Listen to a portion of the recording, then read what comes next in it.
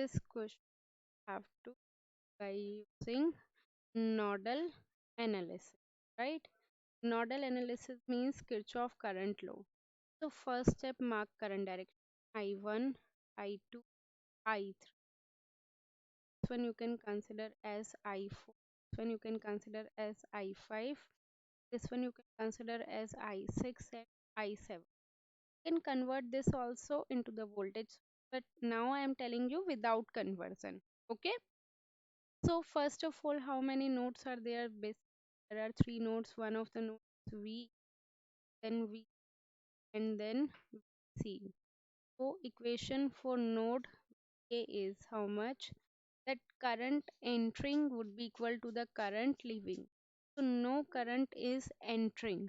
Okay, that is 0, and current leaving is I1 plus I4 plus I5. Right? Correct?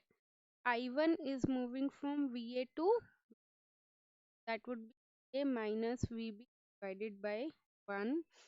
I4 is moving from VA node to V node, so that would be minus VC divided by I5 node is directly, they have given the current source. I5 direction and 3 ampere direction is same.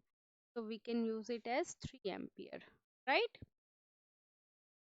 So now next equation node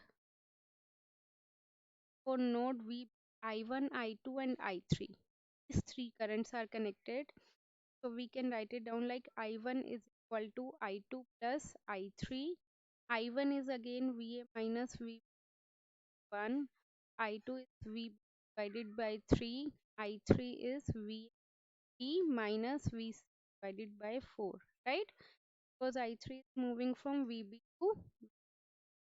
Now the next equation for node C. In this I3, I6 and I7 are connected. I3, I6 plus I7. I3 is moving from VB to, we'll write down VB plus VC divided by 4. I6 is moving from VC, that would be divided by 5. I7 is directly based on the current source. I7 direction and 7 ampere direction are opposite with each other, minus 7 ampere, right? So now we'll have three variable VA, V and VC, and we'll have three equations of voltage. After solving these three equations, we'll get the value for the voltage VA, VB and VC, right? If they ask us to calculate I1, as you know, I1 would be equal to VA minus VB divided by 1.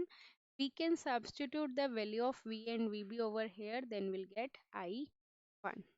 Understood?